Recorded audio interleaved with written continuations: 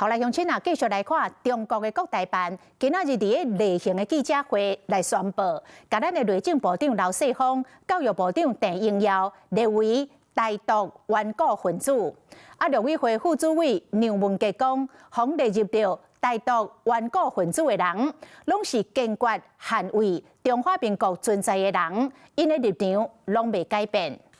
根据着国台办公开的资讯，包括副总统萧美琴在内，已经有12个国人被列为台独顽固分子。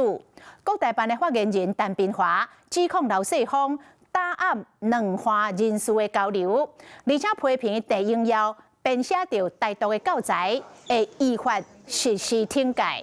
目前刘世芳甲郑英耀也未回应。